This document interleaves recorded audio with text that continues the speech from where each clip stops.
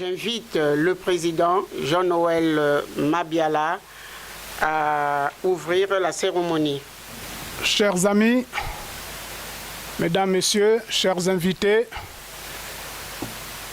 chers adhérents au mur, d'abord je vais remercier Monique pour cette introduction. C'est l'une des rares femmes que nous avons au mur, dans le bureau notamment. Nous avons la trésorière adjointe aussi qui a fait le déplacement de Lille. Donc mes remerciements vont à ces dames qui sont à nos côtés dans ce combat, qui sont dans ce combat, pas seulement à nos côtés d'ailleurs. Nous remercions toutes les amies qui nous ont fait l'honneur de venir à cette invitation.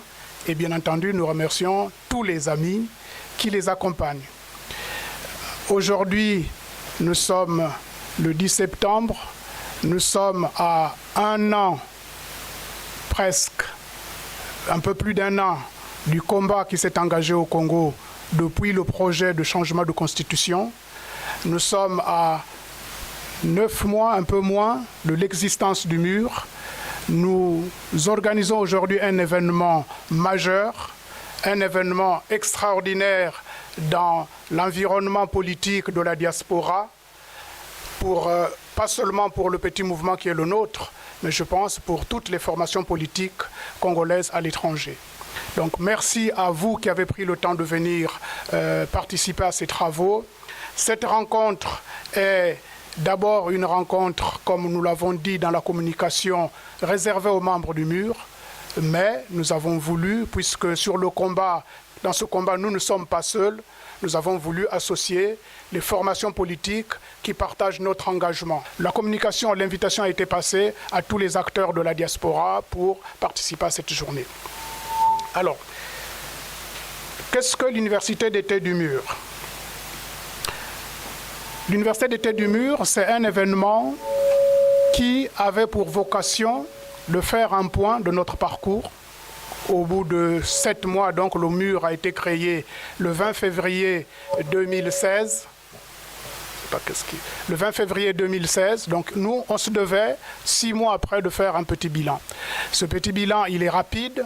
Le mur est une inspiration libre de citoyens congolais qui, face à la situation du Congo, ont décidé de s'organiser pour participer à ce combat à l'époque contre le changement de la Constitution et par la suite contre le hold-up électoral. Les phases principales par lesquelles le mur est passé sont simples. D'abord, une mobilisation des comités de soutien J3M, puisque ce que nous avions en commun avant le lancement du mur, c'était le soutien à Jean-Marie Michel Mokoko. Nous avons fait plusieurs rencontres, plusieurs descentes dans plusieurs villes de France, notamment le 10 janvier à Paris, organisé par Monique Ngongo, qui est là d'ailleurs aujourd'hui, avec son association Guy Moquet. Nous avons fait Lille, à l'invitation, sur invitation de Patrice Mwangoli et Virginie Loubello qui est là aujourd'hui.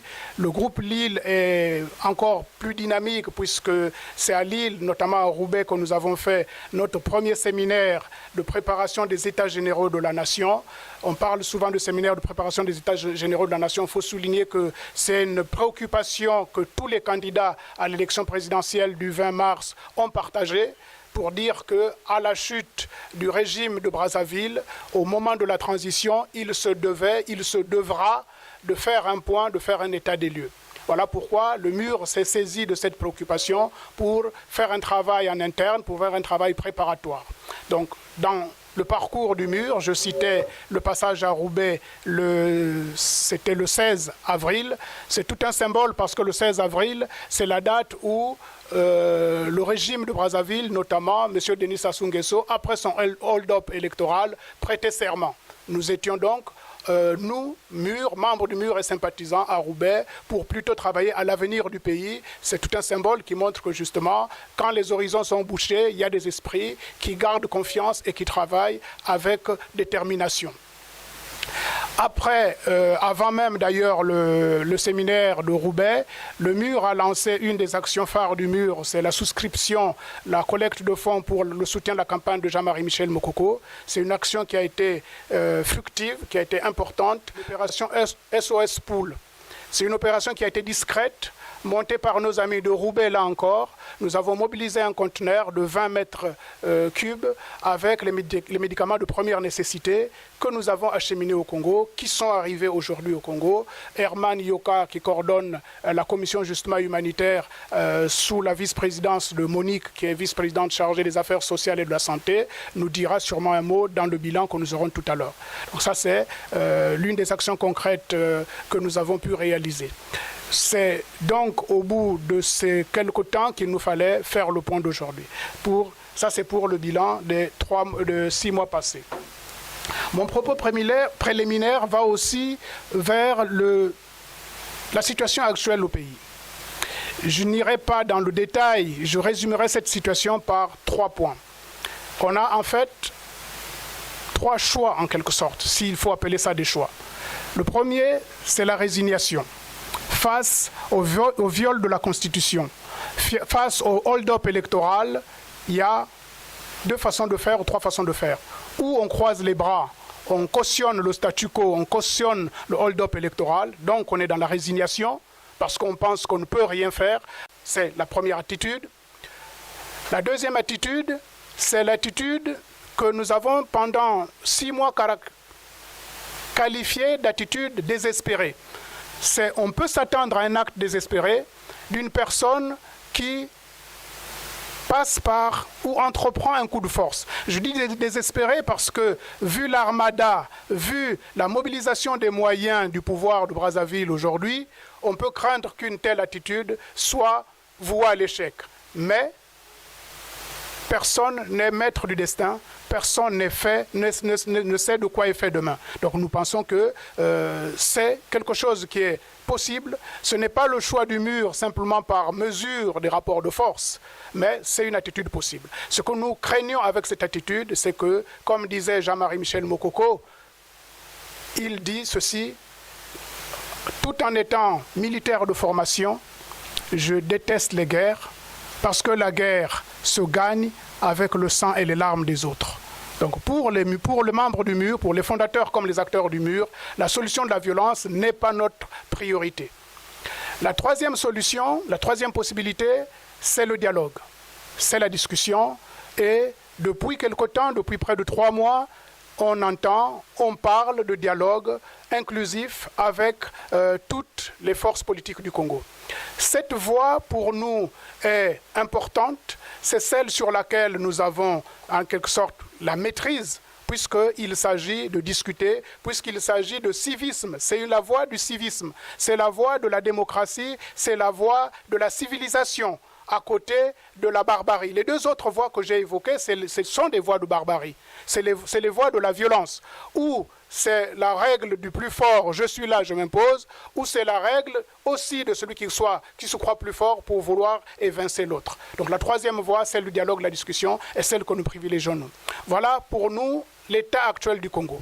Il faut ajouter à cela le désespoir, il faut ajouter à cela la crise multidimensionnelle, la crise sociale, économique, politique, sécuritaire, multidimensionnelle. Je ne peux pas trouver un autre mot pour résumer la situation.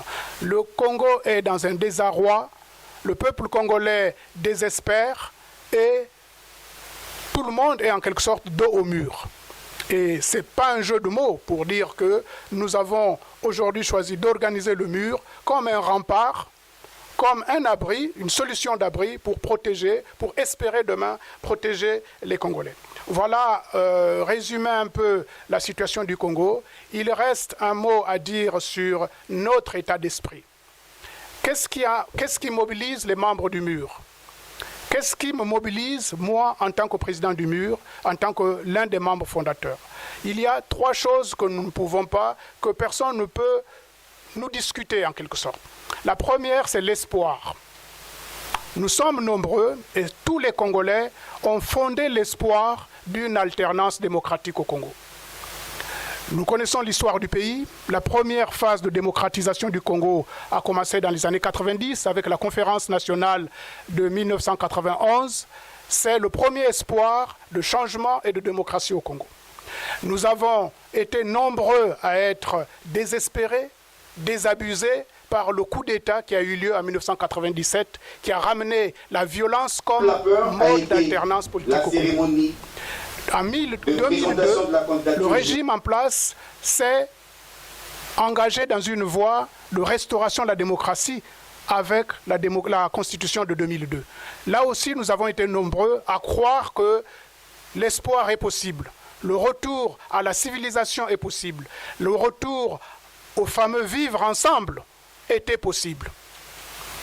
Je vous rappelle, chers amis, je rappelle les auditeurs, ceux qui vont nous suivre, je vous renvoie au discours de M. Sassou en 1996, je pense 96 ou 92, en tout cas l'une des années, je crois que c'est en 96, où il interpellait la communauté internationale, il donnait presque une injonction au président Lissouba à respecter la Constitution. Et les termes du président Sassou à l'époque, c'était « lorsqu'un gouvernement viole la Constitution, le peuple doit se lever comme un seul homme pour l'arrêter, pour dire « c'est inadmissible ». Voilà en quoi nous avons fondé notre espoir depuis 2002. Tous les Congolais ont cru que M. Sassou pouvait changer, que M. Sassou pourrait entrer dans l'histoire en nous proposant un processus démocratique en 14 ans, c'est-à-dire en 2 mandats. Voilà l'espoir que nous avons fondé, que 2016 serait l'année de la confirmation du changement démocratique au Congo avec la véritable alternance qui allait se faire puisqu'on arrivait à la fin d'un règne qui nous a endeuillés, qui nous a meurtris pendant aujourd'hui près de 40 ans. Donc, notre engagement commence par cet espoir. Le deuxième terme de notre engagement, c'est la reconnaissance. C'est, je dirais même, un devoir de reconnaissance. Nous sommes membres de la diaspora, c'est-à-dire des Congolais qui sont allés à l'étranger pour rechercher leur propre avenir d'abord, mais pour rechercher une expérience à capitaliser au moment du retour au pays. Donc nous avons un devoir de repartir au Congo, de redonner au Congo ce qu'il nous a donné. C'est un devoir de retour d'ascenseur. C'est le deuxième ressort des fondateurs du mur. Tout Congolais, là où il est, doit penser à repartir au Congo, pas forcément pour s'installer éternellement, mais pour apporter son expérience, pour aider au développement du Congo. Deuxième ressort du mouvement unitaire pour la République. Troisième ressort, c'est le droit. J'ai évoqué l'espoir au départ, je viens d'évoquer le devoir, je terminerai par le droit. C'est un fait constitutionnel, c'est un droit constitutionnel pour chaque citoyen d'aspirer à participer à la gestion des affaires du pays. La situation de discrimination que nous observons depuis 30 ans au pays, la situation de monopole d'un clan est anticonstitutionnelle en soi. La Constitution interdit la discrimination. Donc nous pensons que les Congolais ont le droit légitime de prétendre demain être ministre, directeur, enseignant, ouvrier. Voilà, c'est un droit constitutionnel imprescriptible que nous aspirons les uns les autres à participer à l'administration du pays. C'est pour ça qu'on ne comprend pas, c'est pour ça que nous condamnons fermement cette attitude à qualifier de subversif, de réactionnaire, d'ennemi de la nation, comment on appelle ça, le grief qui est fait même à Mokoko aujourd'hui, atteinte à la sûreté de l'État. Ce grief-là, ou de terrorisme, est inacceptable parce que tout Congolais a le droit d'aspirer à la gestion des affaires du pays. Que ce soit le général Mokoko, que ce soit Okombi Salissa, que ce soit Mounari, que ce soit Kolela et j'en passe, tous ces cadres congolais ont le droit de prétendre demain être président de la République, accéder à la magistrature suprême. Voilà les 3 pieds sur lesquels repose l'engagement politique des membres du mur.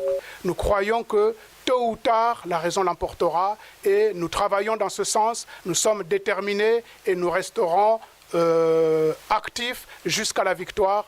Je vous remercie et je vous souhaite bons travaux pour cette université d'été, la première du mouvement unitaire pour la République.